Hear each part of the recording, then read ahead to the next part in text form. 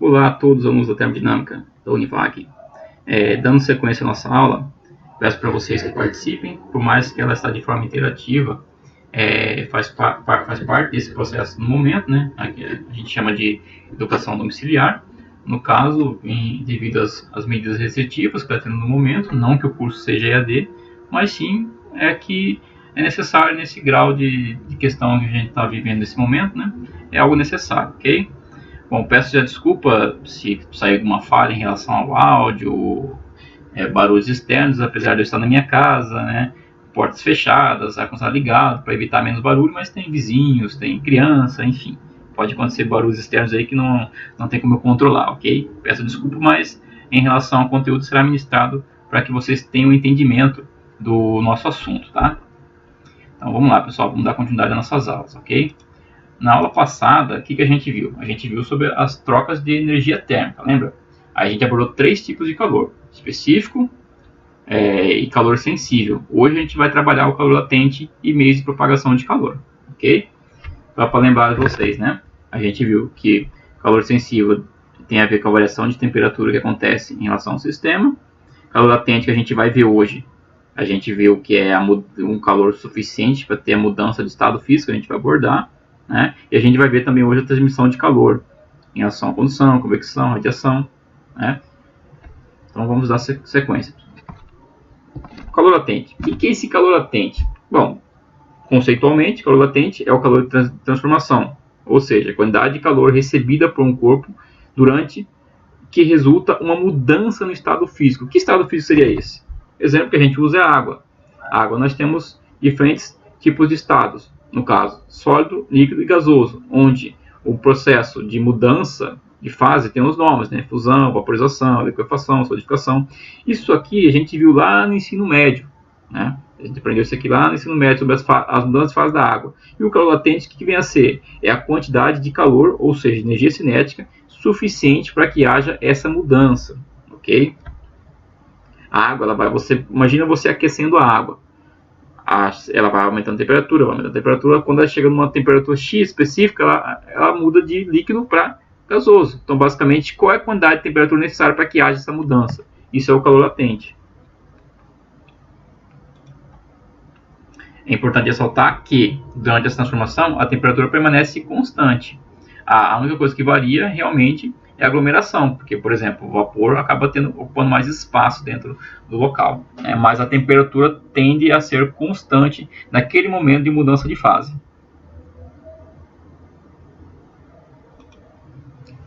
Bom, o calor latente ele pode assumir valores positivos ou negativos. Como assim assumir valores positivos ou negativos? Em relação à mudança de fase, voltando naquela imagem anterior, quando a gente está falando de fusão, é sólido para o líquido, ou seja, o gelo virando água. Isso é um aumento de temperatura, então positivo. Líquido para gasoso, isso é vaporização, aumento de temperatura. E quando a gente está falando do gasoso para o líquido, está perdendo temperatura, então liquefação, valores negativos. Do líquido para o sólido, também está perdendo temperatura, está perdendo energia cinética, consequentemente solidificação e valores negativos. Exemplo aqui nós podemos ver, né? A calor latente de fusão, positivo, vaporização positivo, solidificação negativo, condensação negativo. Pode-se dizer que o calor latente ele pode ter nomes, por exemplo, calor latente de fusão, calor latente de vaporização, etc. E aqui, com esse gráfico, a gente consegue perceber como é que funciona essa questão de mudança de estado e mantém essa temperatura. Esse gráfico aqui mostra, por exemplo, do ponto A. O que é o ponto A? Está vendo que está tendo uma elevação de temperatura de menos 20 a 0 graus? No caso, em relação a Celsius, né? Nesse caso aqui, ó, substância no estado sólido, sendo aquecida. Ou seja, está se aplicando um calor sensível. Quando ele chega nesse ponto aqui, ó, do 0 graus, o que acontece? Nesse momento, tem uma quantidade de calor que vai acontecer até chegar aqui e ficar na fase líquida, onde vai ter o processo C, que é substância no estado líquido sendo aquecida, calor sensível. Mas no ponto B, substância no processo de fusão, calor latente de fusão. O que é isso? Nesse caso aqui, está entrando em fusão. O que é fusão? Sólido para o líquido. A temperatura aqui se mantém constante.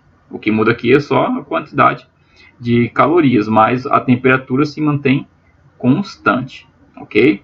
Aqui a gente começa a perceber que está aumentando, a temperatura já não é mais constante, né? Quando ela chega nesse ponto aqui, o que acontece no ponto D? A substância sofrendo evaporação, ou seja, nós estamos falando da outra fase da água, né? Que é a vaporização. Ou seja, nesse ponto aqui a temperatura é igual, ó, né? Aqui, ó, 100 graus Celsius, ela se mantém igual, mas aqui o ponto D é a vaporização, está acontecendo a mudança de fase, ok? Para a gente saber sobre essa questão da mudança de fase, a gente usa a fórmula Q igual a ml. O que é o Q igual a ml? Daqui nós temos as variações, o que significa. Peço a vocês que copiem isso aqui, tá? Isso aqui é para estar no caderno. Então, fórmula, o que significa, como fazer, tem que estar no caderno. Então, copie isso aqui, passe o gráfico para o caderno e tente entender como é que é a interpretação desse gráfico, para que quando eu vou chegar nos momentos de exercícios, vocês vão ter que interpretar esse tipo de gráfico aqui de mudança de fase e entender como é que funciona isso para poder fazer os cálculos, ok? Então copie isso aqui, qualquer coisa volte essa explicação em relação ao que aconteceu nesse gráfico aqui e tente entender como que funciona essa questão do calor latente na mudança de fase, no caso da água aqui, ok? Bom, como na aula passada eu pedi para vocês, nesse momento peço que vocês pausem o vídeo. Por quê? Para copiar isso aqui no caderno. Porque esse aqui tem que ser feito, você tem que fazer essa tarefa. A resposta já está aqui, entretanto, antes de você passar para a resposta, tentem fazer o exercício, verifique se é possível fazer sem precisar da resposta, depois confere a resposta para ver se acertou. Ok? Então pause o vídeo, copie e aí sim dá sequência à resposta. Ok? Bom, supondo que você pausou o vídeo, copiou o exercício, tentou fazer, verificou se a resposta está adequada, vamos ver se você acertou. Então, bem simples, Q igual a ml, M é a massa de 6 gramas e L é o calor latente, no caso 35, e fazendo a multiplicação você tem 210 calorias. Não tem nada de complicado no exercício, não teve que fazer uma conversão, porque não foi feita nenhuma conversão, porque o corpo está em gramas e a quantidade de calorias é por grama. Se por acaso aqui fosse 6 quilos, aí você teria que fazer a conversão para gramas, porque no caso aqui é calorias por grama, e aqui, no caso seria quilos, teria que fazer a conversão. Como o exercício não tratou esse problema e já deu em gramas, aqui, né, você só precisou fazer a multiplicação adequadamente sem ter nenhum problema, ok? Partindo para o outro exercício, aqui também peço para vocês que pausem também esse vídeo nesse momento, para tentar fazer sem precisar da resposta e depois sim fazer a confirmação se acertou ou não. Então peço que pausem e copiem toda essa informação aqui, ok? Bom, supondo que você já pausou, já copiou, tentou fazer e verificou se acertou ou não. Vamos lá então. Isso aqui basicamente é exercício de interpretação. Então tem que entender aquele gráfico explicado anteriormente, tem que ser entendido aqui nesse momento. A gente percebe aqui, ó, Q igual a ml, no caso o que ele quer é o calor latente. Então é o L que eu preciso. Fazendo a conversão, L igual a Q sobre M. Aí 600. Por que eu usei 600 e não 1200? Ou a média, como alguns podem ter feito isso? Porque lembra, o que é o calor latente, gente? É a quantidade de calor necessária para que haja essa mudança. E no caso aqui, em 600 houve a mudança. Porque aqui já é um processo de modificação. Percebe aqui? O gráfico representa a temperatura de uma amostra de uma massa de 100 gramas de determinado metal. Inicialmente sólido. No caso aqui, inicialmente sólido. Em função da quantidade de calor por ela absorvida. Pode formar calor latente. Tem fusão desse material ou seja, está sólido, vai passar para a fase líquida. Nesse momento aqui, ele passou para a fase líquida. E quanto que foi injetado de calor? 600. Por mais que a temperatura se mantenha constante, mas a quantidade de calor está variando, mas 600 foi suficiente para que conseguisse fazer com que essa mudança de fase acontecesse. Então, por isso que eu uso 600, não é a média, porque a média, basicamente, se eu colocasse, por exemplo, aqui, vou colocar aqui 900.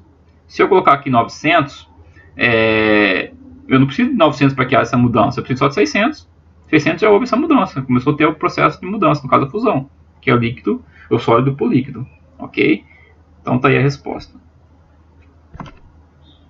Em relação aos mecanismos de transferência de calor, a gente pode adotar essas três medidas aqui, né? No caso, convecção, condução, radiação. Como nós comentamos que para que haja essa propagação de calor, é necessário que tenha, em alguns casos, em alguns casos do sistema, tem que ter algum corpo para que haja essa transferência. E nesse tempo nós temos 3 tipos: convecção, condução, radiação. Bem simples, vamos abordá-los aqui nesse momento. Primeiro é a condução térmica. Condução térmica, basicamente, essa imagem demonstra bem o que é. Né? O que vem a ser a condução? Basicamente é a transferência de calor ocorre por meio de um material. Nesse caso aqui, ó, desse exemplo, essa barra de ferro. A condução acontece pelo contato da matéria, mesmo não podendo ser vista a olho nu. Né? A transferência acontece entre os materiais sólidos. E por que acontece essa transferência? Aquele processo que a gente explicou em sala de aula, em relação ao calor, um corpo mais quente com um corpo mais frio. O que acontece ao se tocarem, ao entrarem em contato? O que acontece? O calor quente acaba indo entrar em equilíbrio, o calor mais frio, onde vai entrar, onde essa temperatura vai ter a tendência a ser iguais. E nesse caso aqui da condução, é o que acontece, né? A barra sendo aquecida e aí começa a passar para a mão desse condutor, que com certeza é uma mão mais fria em relação ao que está acontecendo aqui, até que haja essa transferência de calor, está tendo essa condução de temperatura, aliás, de energia cinética. Bom, como a gente comentou, né, precisa de um material para isso acontecer, e ela é mais efetiva nos sólidos que nos corpos dos fluidos.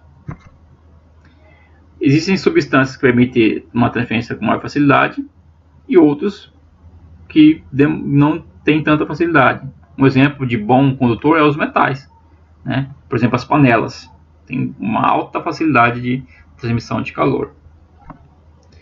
E também existe material que conduzem mal esse calor. A gente chama de isolante térmico. No caso, por exemplo, isopor, cortiça de madeira e até aquele plástico do cabo de panela, né? Imagine que essa panela aqui, ela é um metal, está sendo aquecida. Se a gente for pegar aqui, a gente vai sentir essa temperatura. Por exemplo, umas colheres de metal que a gente tem aqui, às vezes deixa ela lá na própria panela aquecida, quando você vai pegar aqui, não aguenta ficar com ela na mão. Por quê? Porque ela está quente, ela não isolou a temperatura, e na hora que você pegou ali, você vai absorver. E absorvendo, dependendo, pode até se queimar. O cabo aqui a gente percebe que não, tanto é que ela existe para isso, para você poder pegar aqui de forma tranquila, para evitar que haja essa propagação de calor do metal com o meio que está segurando aqui. Tá? Convecção térmica. Convecção térmica acontece maior nos fluidos. E como que isso acontece? Basicamente por aquilo que a gente explicou em sala de aula em relação à densidade do ar, ou a densidade do líquido. Né? O que acontece num processo de aquecimento, por exemplo, de um fluido? Nesse caso aqui, ó, a temperatura mais alta, no caso, ó, uma água. Nesse caso aqui, ó, uma água, quando aquecida, no caso, o que acontece em relação ao aquecimento dessa água? Quando o fluido é aquecido por sua parte inferior, essa região se torna mais quente, no caso aqui, mais quente, e menos densa. Se ela está mais quente e menos densa, o que acontece? Ela sobe. A região superior do fluido, relativamente mais fria e mais densa, desce. Formam-se então as denominadas correntes de convecção. Então, todo esse processo aqui vai se modificando para que haja então essa temperatura entre em equilíbrio. E assim está tendo essa condução do material. Aqui nas paredes dessa chaleira também acontece o processo de condução, né? Mas aqui é onde está tendo a convecção térmica, no caso, a temperatura está elevando em função dessa diferencial, né? É um ciclo que vai acontecendo. Isso é um processo que acontece bem comum nas geladeiras, por exemplo, onde geralmente a geladeira, a parte que refrigera na parte superior. Para quê? Para que sempre está refrigerando o calor mais quente, está aí na parte de cima, e aí há esse processo de equilibrar mais rápido. Um outro exemplo é o ar-condicionado. O ar-condicionado é instalado na parte de cima. Por quê? Para que aquele ar mais frio acaba diminuindo a temperatura na parte superior, fazendo entrar em equilíbrio mais rápido. Se colocar o ar-condicionado na parte de baixo, o que vai acontecer é só a sensação térmica que vai estar mais fria, né? Se o ar está diretamente em você, você vai sentir aquele frio, mas não que o ambiente se refrigere de forma mais rápida. Pelo contrário, vai demorar mais. E por último, a gente tem a irradiação térmica, né? O que vem essa radiação térmica? A transferência de calor é por meio de ondas eletromagnéticas, sem necessidade de existir um meio material entre os corpos, né? E qualquer corpo tem a propriedade de emitir essas ondas. O que varia, o que pode, essa radiação depende da temperatura que o corpo se encontra, e quanto maior a temperatura, maior a frequência da energia irradiada. Exemplo, você pega lá uma vela e acende ela e você colocar a mão próxima, sem encostar na própria vela, você vai sentir que há um aumento de temperatura. Por quê? Porque tem ali a parte de radiação. Se você pegar e acender uma tocha, e você não vai conseguir aproximar na mesma quantidade que você se aproximou da vela. Por quê? Porque como tem a maior temperatura, então ela vai emitir uma radiação. A mesma coisa é o fogão. E um outro exemplo bem comum que a gente vê todos os dias, mas acaba nem percebendo direito, é diariamente o Sol. Por que a Terra todo dia ela é aquecida? Por causa dessas ondas eletromagnéticas que o Sol emite e vai aquecendo a Terra todos os dias.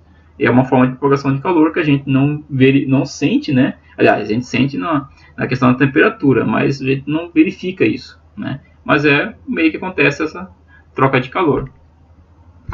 Um exemplo que eu gosto de dar aqui para a gente finalizar a aula é a da garrafa térmica. Como que a garrafa térmica consegue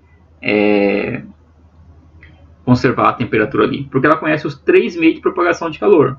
Então, ela, conhecendo os 3 meios, ela tenta ao máximo evitar que haja essa propagação. Exemplo, entre suas paredes há o vácuo, na qual impede a propagação do calor de condução, ou seja, evita que se perca a temperatura bastante entre suas paredes. E essas, se você já percebeu, elas são espelhadas. Pode reparar isso. Por que elas são espelhadas? Tanto internamente quanto externamente. Por quê? De forma que os raios infravermelhos sejam refletidos, no caso fica ali presentes mesmo, então você evita perder esse calor. E também tem a tampa, né? Que a tampa ela evita que haja essa questão da convecção também. Não vou falar que ela evita, mas ela diminui todos conhecendo os meios de propagação, eles são reduzidos ao máximo, fazendo assim com que você tenha, então, consiga, então, essa conservação de temperatura, de conservar essa temperatura por o maior tempo possível. Bom, pessoal, a aula de hoje é isso. Espero que vocês tenham gostado. Qualquer coisa, pode entrar em contato comigo nos fóruns que nós temos no dia da aula. Ok? A aula sempre está disponível 24 horas antes para vocês verificar, fazer exercício. E no dia da aula nós temos o fórum onde você pode tirar todas as suas dúvidas. Então me procure no dia da aula lá, em relação ao exercício, não entendeu o exercício, não entendeu alguma coisa que a gente abordou aqui. Pode procurar, pode tirar suas dúvidas totalmente, ok? Não só no momento da aula, se você deixar qualquer mensagem no fórum lá, em outro momento eu vou estar lá, eu vou verificar e vou responder também, ok? Então toda dúvida gerada em relação à aula tem que ser colocada no fórum, ok? Então aguardo vocês lá. Muito obrigado, pessoal. Tenham um bom dia ou uma boa tarde para quem está, ou uma boa noite para quem está vendo esse vídeo, ok? Fiquem com Deus.